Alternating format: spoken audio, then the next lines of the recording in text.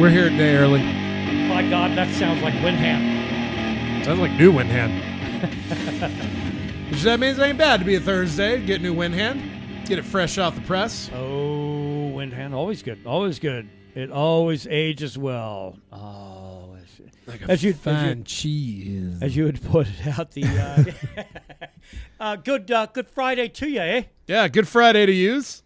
Or maybe Thursday, as the case may be. Yeah, I guess. I don't know. Technically, kind of still my Friday, so that's cool. Yeah, well, your Friday is always like, well, you live like the weird lifestyles of the rich and famous. Well, when you work overnight, you get to enjoy a weird lifestyle. This is the Mead, Metal, and MMA podcast. Hope today finds all of you friends doing well. Dilly dilly. Dilly dilly. How was your week? Oh man, back to work. Back to work. An odd thing happened, and of course, that's right, because everybody that missed it, you had a staycation last week. Yeah, so. which was fine, but laden with whores. So that'd been lovely. Get back to work, get into that hospitality grind. And I'm hanging out in the back office watching something on Netflix. Can't remember what it was. I think it was like an Oriental horror movie. I was going to say, was it porn? No, not no, on Netflix. No, walls are way too thin in that hotel to watch any kind of porn. I like to know that you've weighed the options, though. And it was that day. It was that day when it was like real windy. That first cold front to come in. It's fucking eastern New Mexico. Well, when that first initial cold front came in, okay, I had to lock the front door because the wind will blow it open and dings, and it's fucking annoying. So I locked the door, but then we have to unlock a door that's always locked. You can only use your key to get in. Yeah. So it's a little bit of a security issue. Okay. I'm not a big fan of it, but that's really the only thing we can do. So I'm hanging back there, and I look up at the security cameras, and I see a guy in a blue hooded sweatshirt come in the now unlocked side door. Was it Eminem? No, too fat and too brown haired. Yeah. And I see him mosey into the lobby area. I was like, oh, this is a guy just trolling to see if maybe I'd left any food. Because sometimes people come down and just see like, oh, I might grab some oatmeal or something. Just little scraps. Or some dry cereal and run away. Good.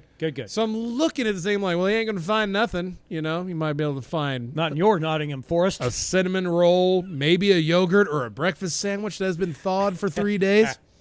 No, this motherfucker steals 3 boxes of cinnamon rolls and just walks out the door. I thought about pursuing for like a quarter of a second.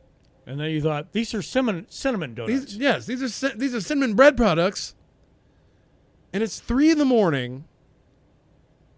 No, I'm good. Clearly, this guy needed them more than we did. However, I know this guy probably now thinks we're a soft target for shit like that. Of course. It won't fly again. All pastries are on the shelf for this guy. Yeah, because now I just want to bust him and make him feel shame. Right. I don't want to fucking call. You think somewhere in your boss's mind, they're like, fucking Brandon ended up taking a whole bunch of goddamn pastries. No, actually, I had to lie to the people at my job just because no one I work with is a good cook or anything like that. So I had to fucking lie and tell them like, no, I'm allergic to gluten. I can't eat food. I have to bring my own food. Do we need to cut this out? Oh no, the one that actually has the disease knows. Yeah. Crap.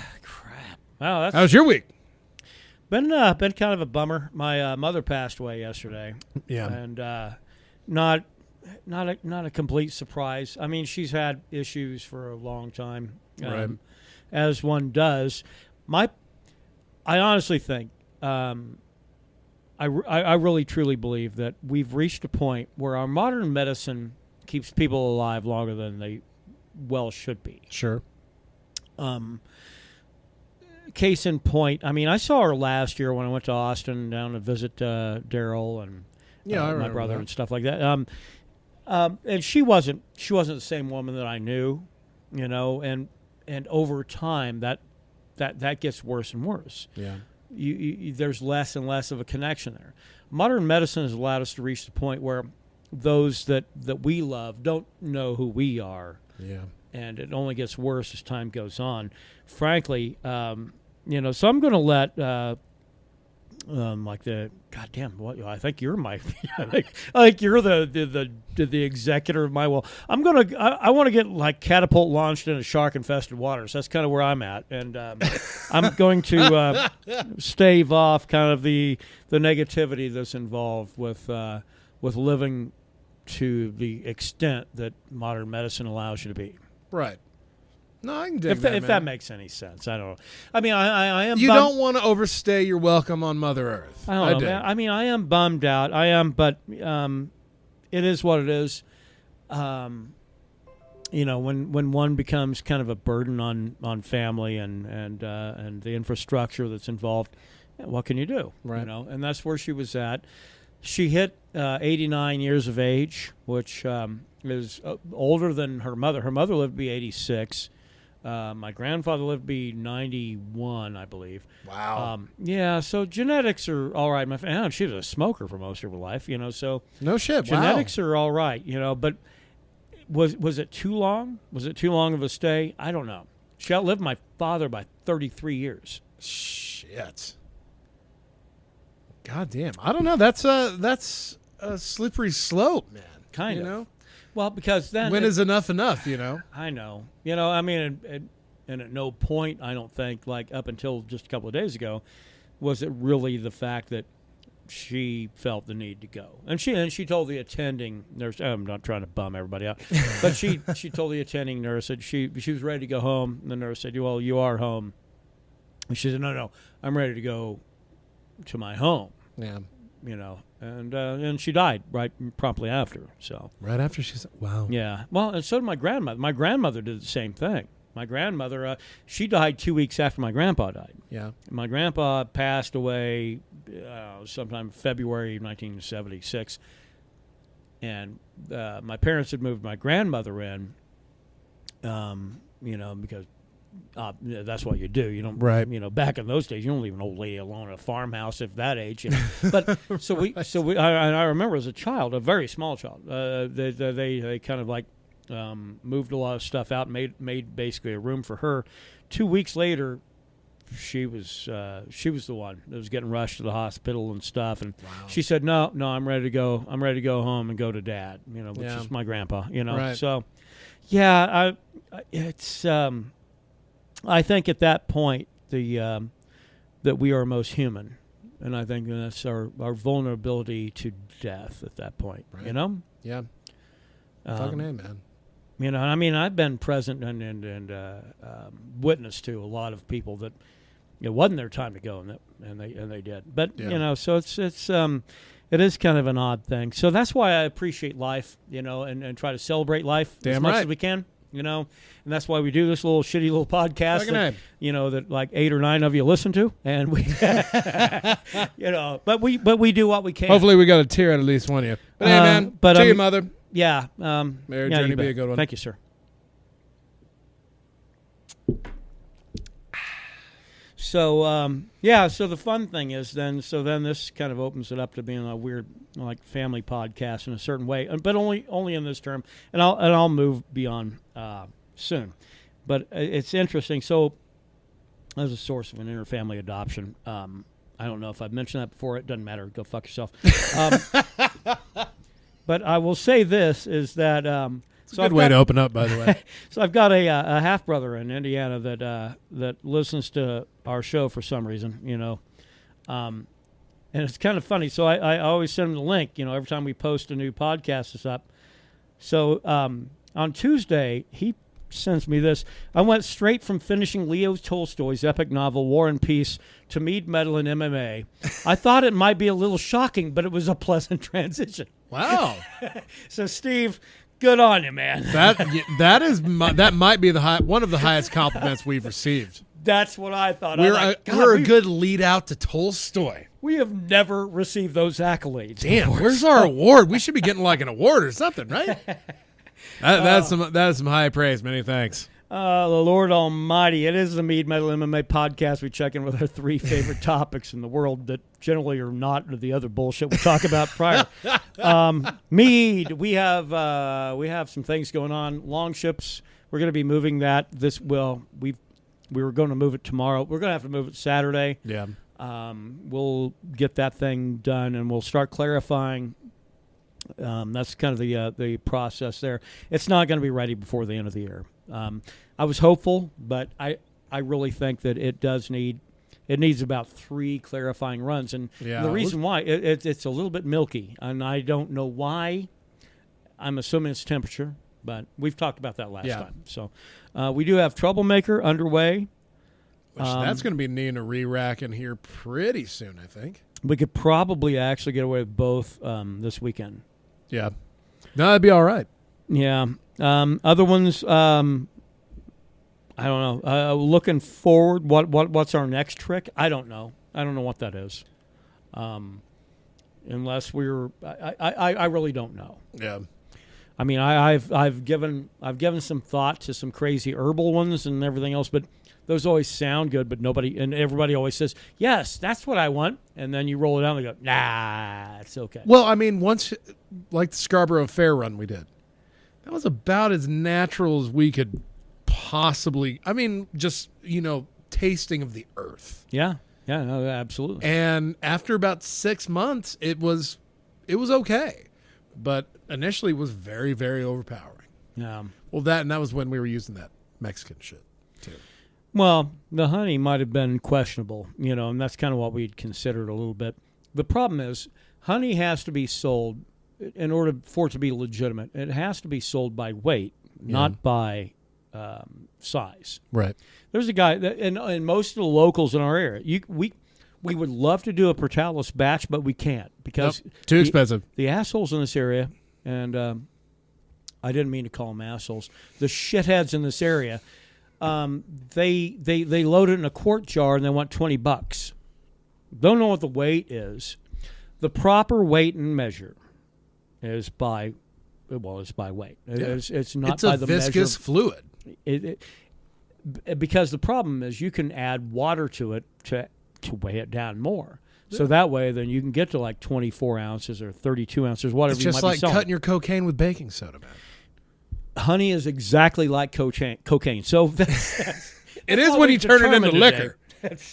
But yeah, no. Locally, everybody sells it by pint jar, half pint jar, quart jar. Artisan honey, man. Artisan honey. And well, you know what? Guess what? I'm buying it from somewhere back east, from places that actually have some very good apiaries that have the sense that we want involved with our honey, and we don't have to spend crazy goddamn amounts of money. No, and when we got that 60-pound bucket, that thing produced 4 quality runs of mead. Yeah, and that's at a fairly decent price, versus the donation ratio there. Yeah, well, and that's kind of what it is. And I mean, I'm good with moving as much as we have to, or as much as we can. I mean, if it's a sticking point with people, I mean, we'd like to get 30. That's kind of the donation rate. But, man, if it's going to take 20 to get it off our hands, that's fine, too. Yeah. I mean, because really, at the end of the day, it is about what we're doing to support our music business, which requires really either us selling music, which we haven't reached that point yet, or selling mead, and that's where we're at. So if you people want to help us out, 30 is great. 20 is fine, too. I mean, really, if it comes down to it, at the end of the day, if that's what's required to make you get a bottle in your hand and give us money to make our dreams come true, $20. Absolutely. I mean, really. I mean, I am going to stick at 30 on Holly King. Oh fuck yeah, that is our reserve. Yeah. I mean, it's sat for a year, so storage. And it has gotten amazing. Yeah, no, it's. I mean, the year has done nothing but wonderful things to it. Yeah, that's a fact. So, anyway, that's where we're at on Mead this week. Metal. Here's the downside of doing a podcast on a Thursday is because the new releases come out on Friday. Now, we know what's coming out tomorrow, but we don't have necessarily samples of that to where we can kind of get our tongue wet with what they have offered. Yeah, Thursday, I mean, we got a little lucky with our lead in there. Yeah, well, Windhand is they've been touring like kind of nonstop. I don't even know when the hell they've had a chance to get in the studio. Those guys have been on the road like 2 years. Yeah, they just recorded one song for that split with Satan Satyr. Yeah, when they've been touring with them for about that same. I wouldn't be surprised they fucking just worked on it together there and putting that split together through Relapse. That's potentially there. Yeah. I enjoyed it. I mean, really, you can expect consistently good from Winhand. Yeah, no, I mean, there's no concern of that. Hey, maybe they're not giving you the best goods that they have. They're giving you what they've got. Doom metal wise, they're in my top 5 probably. Of Doom acts that are active right now. Yeah, I'd say that's probably a fair assessment. So, a cool local tale. Oh, okay. Yeah, I'm always up with this. Always. So Albuquerque has a new mayor. Tim Keller used to be the state auditor. Yeah. Yeah. Apparently, Mr. Keller is a fucking metalhead. The fuck out of her, really? Yeah. Because he introduced Trivium in Albuquerque on December 2nd. Wow. Fucking yeah. Sunshine? At Sunshine. Oh, my God. Not only am I your new mayor, I love heavy metal. I've been with you since I was born at Tingley Coliseum right here, and I've waited all my life to say thank you, to say Albuquerque is an awesome metal city. And so tonight we have a special treat in store, as you know, one of my favorite bands, a band that I listened to on the campaign trail. When times were tough, they picked us up. Scream for me, Albuquerque, for Trivium. That is a fucking pretty awesome mayor, son. It is. My problem is I have such a I don't know, suspicion when it involves elected officials. Are we sure this is actual, or is this one of his people writing campaign? There's a picture of him with Trivium backstage. Okay, well, cool. Yeah. All right, well, good on him. And apparently he saw Mastodon at the El Rey 3 days before that. I didn't even know they were fucking playing at the El Rey. Okay, well, I think that proves it then. All right, Mayor of Albuquerque is all right in our book. Yeah. Damn, fucking Trivium on a Saturday. We should have. Well, no, fucking 2/18. Yeah, come on.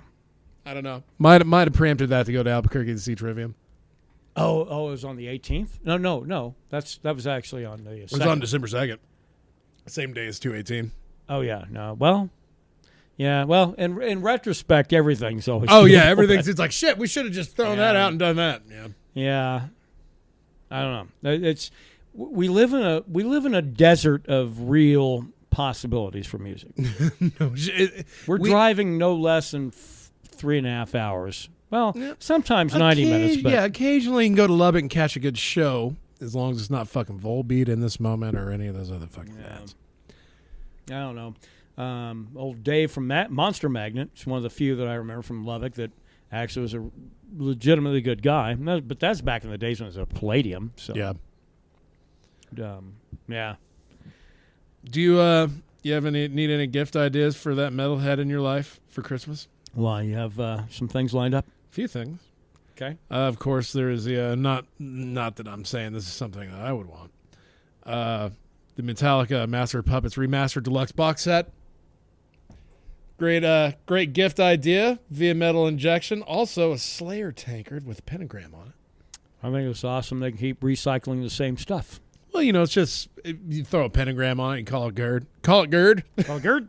GERD. Something maybe not as tasteful. A burning church candle. Okay. And it's $30, and of course it comes from Finland, Norway area. If you're looking to buy evidence, there you go.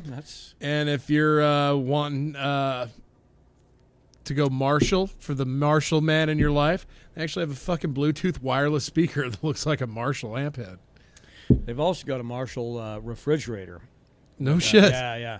Looks like a combo amp, kind of in the top half is like the little freezer section, lower half. But it's like the size of an executive fridge, but it's like $500. So damn, you better be a fan. Holy shit! Because I can get one of those goddamn things for $99 at Walmart. So also you can get yourself a case of Iron Maiden's Trooper beer.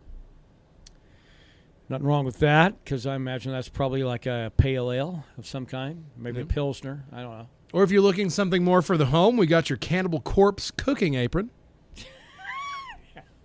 I would much rather it be like a weird dough recipe. There's a little joke in there if you think about it. Yeah, just some little gnarly things to dump out on your little wee metalheads this year. So we go to the metal side of it. Unless you want to talk about the guitar player of Limp Bizkit wishing Aaron Lewis of Stain nothing but the worst. I'll get on that. Is there a petition? Wes Borland's gone on record saying like metal just takes itself way too seriously these days. Sure. Which I'm sure in a lot of these bigger bands that's absolutely true. Unless you've ever listened to Cork Kaplani, in which case then you know that nobody takes anything seriously there. So, and Finland, the breeding ground of metal as we know it now. So, well, apparently, Wes Borland just says no one wants to hear new music right now these days anyway. They want to hear the old shit. But I guess he just thinks that Aaron Lewis is a dickhead. Well, he's right. Aaron Lewis he's a country star. Yeah, so he ran into him at an airport, and he asked Wes Borland where he's headed. Said he's going home. He's like, home? Like, yeah, I just visited my parents, going back home to L.A. And which he says on the record, he's lived in L.A. longer than any city in his life. Aaron Lewis looks at him, kind of turns chin up and says, nah, man, remember where you came from. Florida is your home, not L.A. That's home. And I just went, fuck you, man. And I never talked to him again after that. I'm a fan of that. That's all right. I like that. God damn it. I'm sorry, but Aaron Lewis is an asshole. I'm sorry. Man, I get it. That you go where the money is, and if you want to be a fucking country artist and shit after being the lead singer of Stain forever, that's fine. Yeah, but it's because of that what gave him the ability to go be a mediocre country singer. God, mediocre at best. All right, well, that's what we have for the metal portion this week. I know we have MMA coming up. You want to do Mailbag right here, smack in the middle? Mail time, mail time, mail time. I like all 5 or 6 of you that's contributed shit for the last 6 months. By the way, that was a Blues Clues quote on the podcast. Yeah, I would sing the song if it was warranted. No, I think we're good. Here's the mail. It never fails. It makes me want to wag my tail. When it comes, I want to wail. Mail! So that's... So all you people's like, hey, man, you have the best job on planet Earth. I will reveal evidence component number 1. Let's hold on to it, man. Hold on to it for that rainy day. All right. Question number 1 out of the mailbag. We got like 5 if we get to them. Obviously, Metallica is your favorite band. That's not true. But who would you say is the most talented band? The most talented band? No, Metallica's not my favorite band. It might be Brandon's, I guess. But oh, yeah, Metallica, that's my boys. Yeah. Most talented? I mean, well, it's not metal. I would go Rush. Yeah, we're just talking just overall? I would go Rush or Yes. I mean, you got people that are like fucking savants when it comes to music. Now, granted, it's usually in Prague. Yeah, very much so. Yeah. If we're trying to find a metal act, the most talented metal act out there, man, I'm going to go. Damn, I'm probably going to go Tool. Potentially. Yeah, I mean, Tool really skirts metal, though. I wouldn't even know if Tool fans would classify them as metal. Well, so where would we go? I mean, classic metal, I would say actually comes down to it. I would go Iron Maiden because Steve Harris is the best bass player in the world. Yeah. On that particular style form. Sure. Dickinson at vocals, Dave Murray on the guitar. Yeah. Maybe if we're keeping it purely on classical metal, I would say Iron Maiden. I'd agree with that. I'd agree with Maiden. I don't know, like modern metal. I don't know, man. I don't know. That's who is the most talented modern metal band. If we're just talking straight up modern metal, fuck.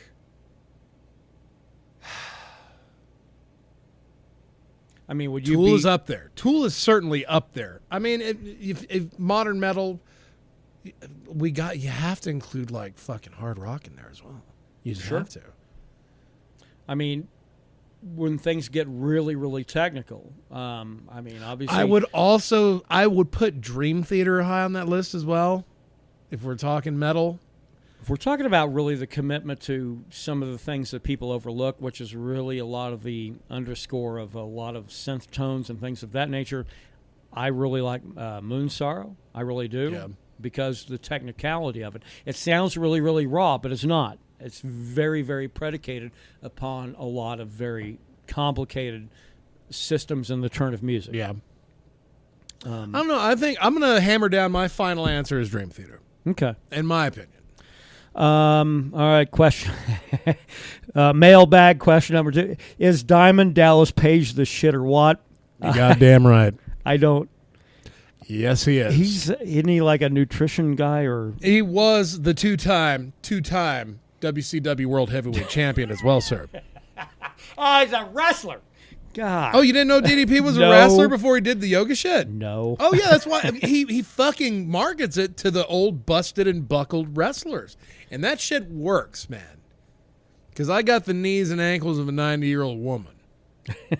And this thing actually lets me get around where I pop like half as much when I'm just standing around. So if Diamond Dallas Page is the shit or what, the answer here is yes. A resounding yes. My God. Come on. Feel the bag, Diamond Cutter, bitches. All right, here's another one on the mailbag. Who would be the one famous / infamous, real or fictional person, living or dead, that you would want to share mead with? What mead would you pick to share, and what geographical location would you share it? So this is a 3-part question. God, yeah, it's a long one. A who, a what, and a where. Yeah, that's what I gather.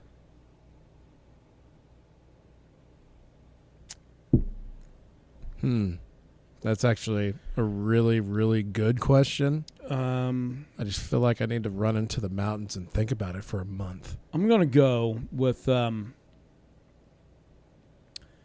would be. I'm going to go living or dead, so that opens that. I'm going to go with Lord Montesquieu. No. I'm going to go. I think I'm. God, who would be fucking awesome to hang out with on that? I think. God,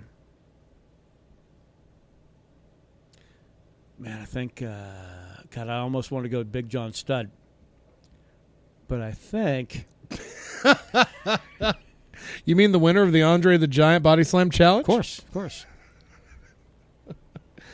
All right, I got mine. Ooh, who would you have? I got Cliff Burton. Yeah, I kind of thought you might go that way. I would go, God, but the problem is this Mead.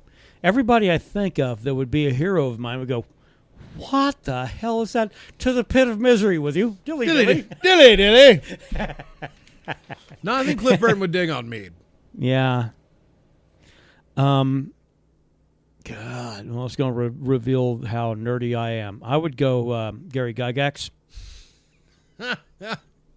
Nerd. I know.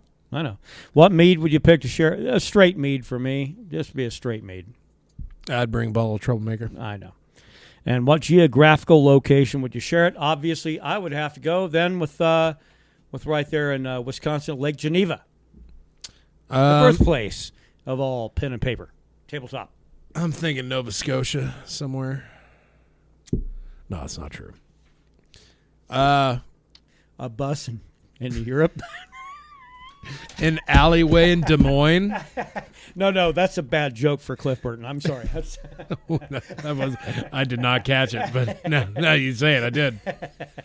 No, just knock it off my bucket list. Probably a nice little townhouse in Ireland somewhere. Okay. No specific geographical location. Sure. Mailbag. I have a girl. Well, there's your first problem, sir. I have a girl that has a horrible laugh. I mean, like a goose with tuberculosis kind of laugh. How do I deal with this? What would you do? This could be the quickest one we're going to answer tonight. Well, what about that surgery they do on dogs where you don't want them to bark anymore?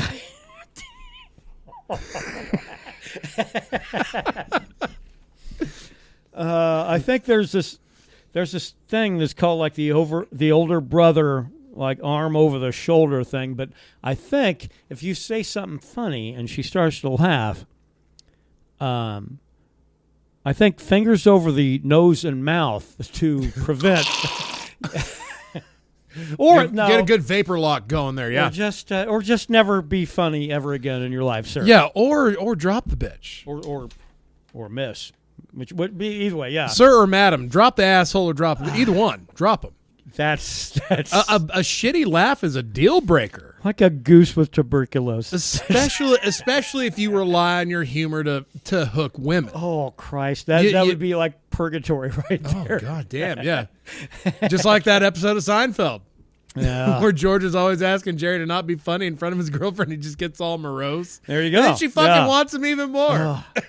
All right, and the last one off a mailbag. Are you dudes ever making beer? You talked about it before, but you haven't said anything about it. I'm a home brew. I'm a home brewer too.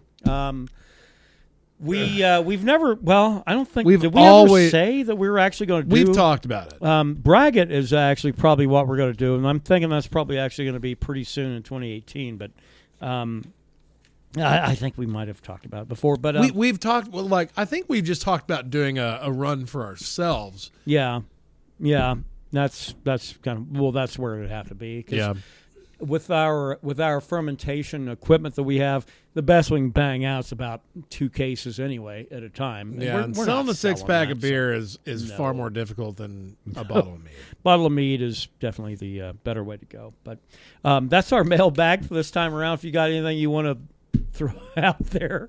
I gotta admit, a little bit of me was thinking those all came from one person. No, But then you read the last one. Yeah. And I was like, oh, wow, okay.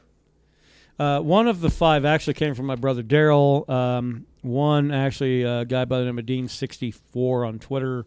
Thank you, dude. Another one is actually 2 of them by private message over our page, which, by the way, is at Echoes of Ancients, right?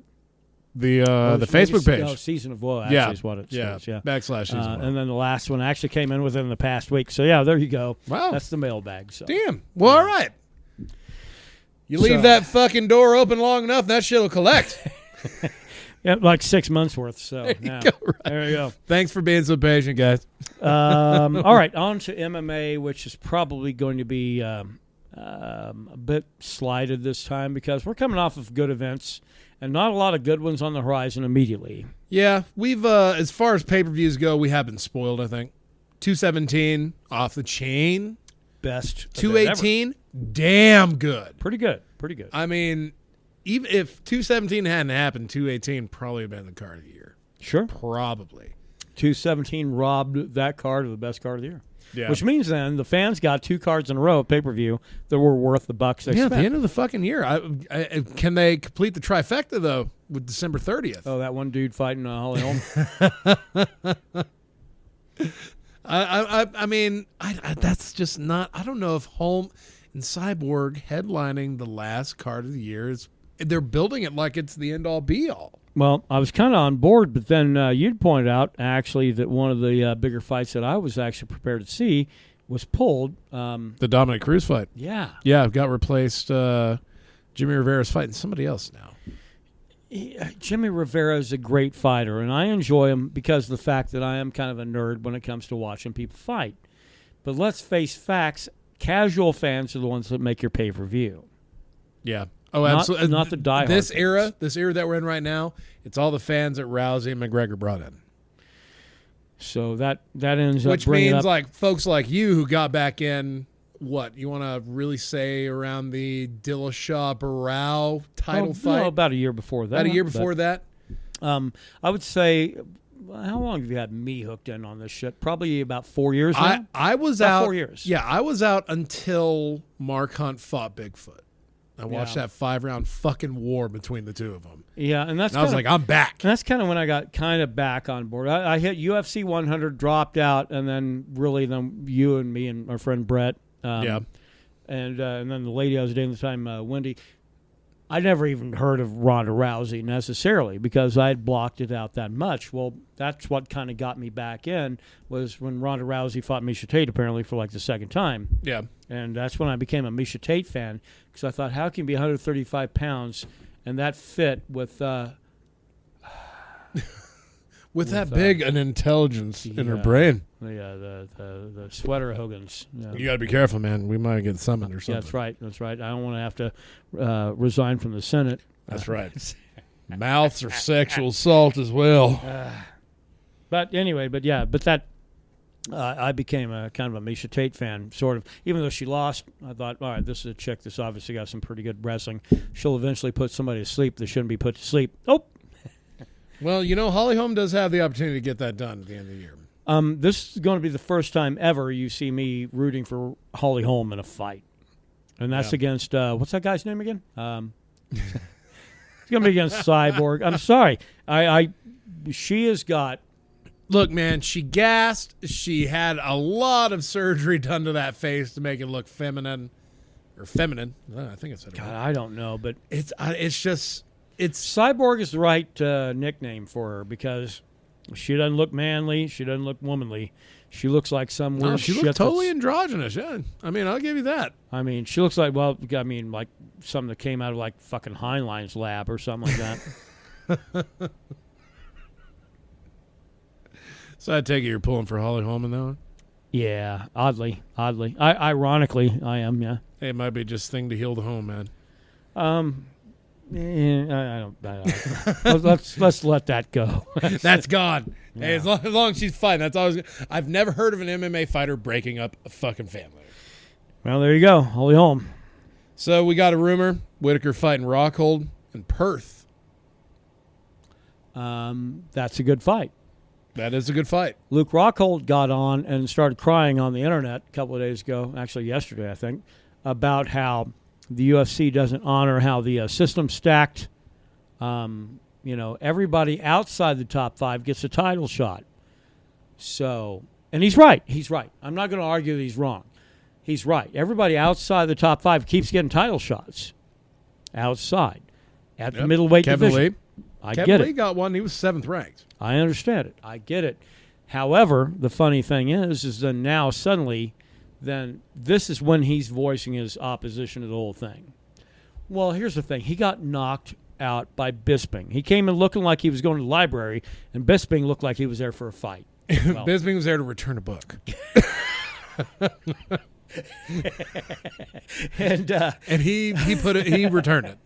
And Rockhold ever since has been saying that he's had one fight since then. That he needs a rematch against Bisping. Yeah, and it was one that just keep his career moving forward. Sure. That's all that was. That's okay. I say let him fight Bisping. I think let that'd be awesome. Let that be the because he's got one more fight and he's planning on March in London, right? I would say actually if Rockhold, if given, I will say this: if I was Rockhold, given the opportunity to fight Bisping or fight Whitaker, I would fight Bisping all day long. Yeah, Whitaker is a violent little shit, and that guy is going to dominate. And he once he gets the belt at middleweight, because George St. Pierre is going to vacate it. Sure. I think that's the assumption. That guy's going to sit at middleweight, and nothing is going to hold him back. Right. No, absolutely. Except maybe a rematch with Yoel Romero. But either one of those guys, neither one. Rockhold doesn't want to deal with either one of those assholes. So maybe for him, I can recommend move up to 205 or try to cut to 170, which he can't. So no, apparently that's a tough cut for people. Or maybe shut up and fight. I don't know. Yeah, just get her done. Stipe and Francis Ngannou slated for 220 in January. Because Ngannou didn't take any damage on that fight that he'd had. Nothing. When he took the a little bit in the clinch, but that was about it. Yeah. Took the contender status away, which I thought Overeem should not have had the contender status. He had just gotten a title shot against Stipe. Right. That's kind of where I'm at. But that just shows you how the heavyweight division is suffering right now. But Francis Ngannou might be the fucking savior of 205 and up. I think that guy is dangerous. Yeah. And Ian McCall. He might be a one-trick pony, but he's still dangerous. Ian McCall, a friend of mine on Twitter, Let me put it this way: the bastard started following me long before I followed him. But but he put it out there. He said, "Look, heavyweight division is kind of the marquee of of the promotion." And the problem is the heavyweight division has been terrible for a lot of years. Francis Ngannou is going to come back and really change the entire shape of that one division by his efforts on last Saturday. What's that going to mean? That means he gets a title fight immediately, come mid-January. And, man, if I was Stipe Miocic, I think Stipe's got better ground game. But if you're fighting against a guy that's just nothing but leather and power, I don't know how you convert that to your advantage. If he can get him down on the ground and keep him there, he'll win that fight. Good luck. Good fucking luck. But that's the only avenue I see. I don't know. Which, since we're talking about that, might as well go ahead and talk about last week's main event. Okay. Since we're a little more sober now. Well, Jose Aldo.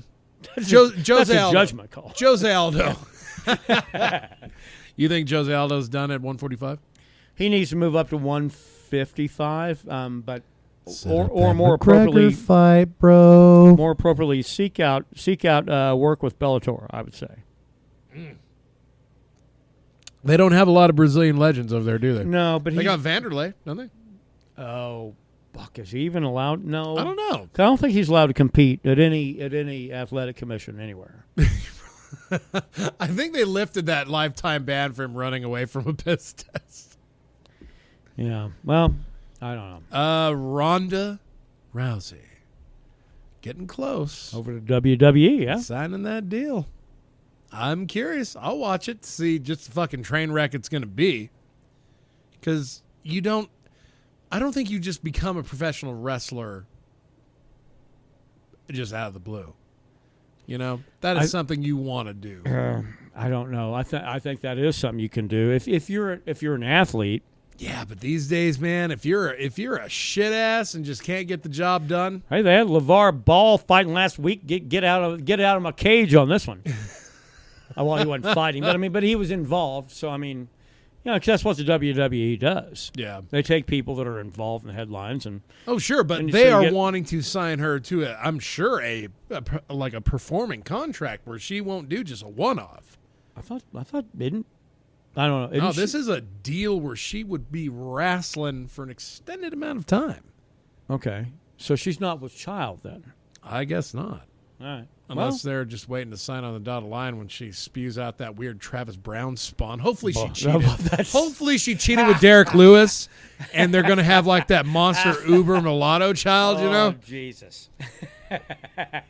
Let's see what else we got here. Oh, shit. Breaking news. We were talking about earlier how GSP said he's not fighting at 185. Well, it is now official. He has vacated the 185 belt. I don't. Yeah. Why have fucking belts anymore? Fuck the belts. Get rid of the belts. Just have a number one guy in each division. Well, to his own admission, he had said that he did not feel comfortable at 185. That's not where he wanted to fight. 170 is his weight division. Tyron Woodley said, "Hey, I will come up and I will fight you at 185, but he's fighting this colitis stuff and everything else." Yeah.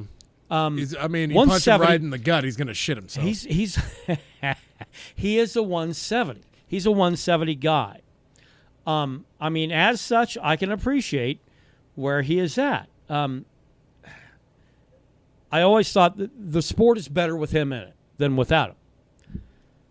So if his goal is to be back at 170, even with, he's required to have a title defense. And the only reason that the promotion even put that in there is because nobody defends their title anymore. Nobody. Virtually. Except Mighty Mouse. Well, and Tyron Woodley, except, that's only against Stephen Thompson. Yeah.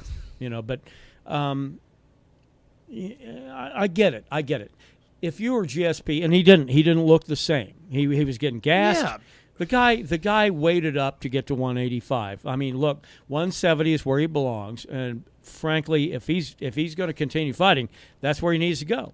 Vacate the belt, make it a Whitaker versus whoever. I don't care, but as long as Whitaker's involved, because that's the guy that's going to be the next champ. the middleweight. Oh, sure. Well, I mean, right now, he got stripped. Whitaker's fucking middleweight champ right now. He's the interim champ, so now he is the champ. Oh, okay. So they're not going to make it a... why would you strip the interim? That's your guy now. No, you're right. You're right. So at least we have a little bit more clarity, 185. But I don't want fucking GSP just running around be like, all right, I beat your champ, vacating the belt. Going to bump down to 170. Oh, beat your champ, vacating the belt. Fuck that, man. Either decide to come back for a decent stint of 3 or 4 fights, or just... It's starting to look like Bellator shit in UFC. I think GSP truly didn't want to fight at middleweight. I truly think that's the case. He just did. I think he didn't want to go through the fucking rigor of cutting weight, I think. Because, I mean, he was huge at 185. He was huge, short, but huge. I think that's more on the promotion. I really do. The promotion decided to penalize Tyron Woodley by giving the GSP fight to Michael Bisping. That's a fact. Man, that's a fact. 2018 is going to be do or die for UFC. Yeah, not most of the things this promotion's doing since the new ownership took over, I'm not a big fan of, but some things I'm all right. The problem is they are seeking out a money fight every opportunity they have. Yeah. And frankly, there's not that many. There's not that many money fights that are out there.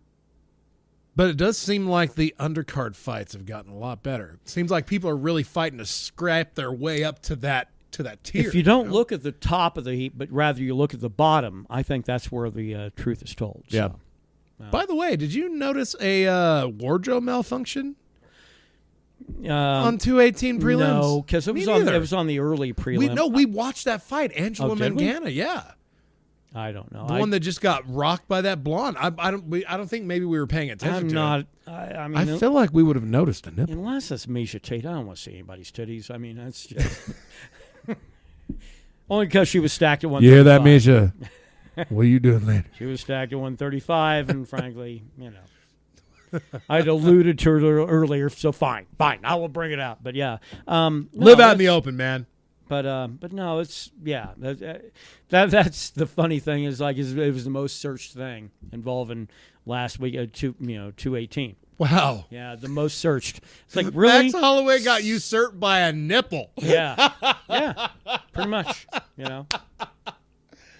Oh, goddamn. I don't know.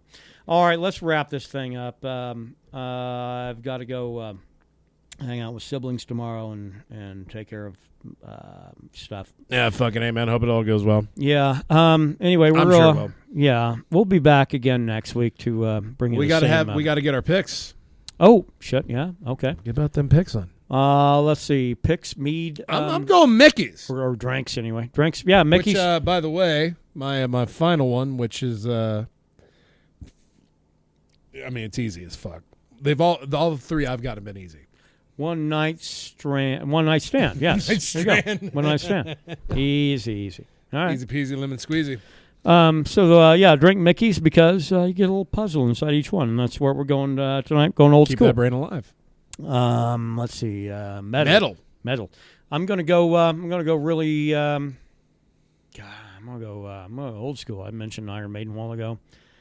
That might be some kind of like really, really old from them, like pre Power Slave days. Oh, shib. Yeah, like Peace of Mind. Damn. Yeah. I'm gonna go Megadeth's Tornado of Souls off Rest in Peace. All right. MMA. The only thing I have right on the top of my head is the Cub Swanson Brian Ortega main event for Saturday. I'm just going Cub Swanson. I know Brian Ortega's undefeated. Yeah. But, dude looks like a fatter Uriah Faber without the butt chin. Kind of, but the guy's kind of dangerous, though, in a big way. Super dangerous on the ground, Cub Swanson's either if he can utilize his veteran status. Fuck that. I'm gonna pick Shane Carwin as an alternate for that heavyweight tournament they're doing at Bellator. Yeah, maybe. I'm sure someone's gonna stub a toe or something in that. I'm going to recommend get on UFC Fight Pass and watch Conor McGregor fights on there because you're not going to see him probably ever again in the octagon. Fuck, you're probably right. Which I think we're going to be doing our end of year show on the 29th. Yeah.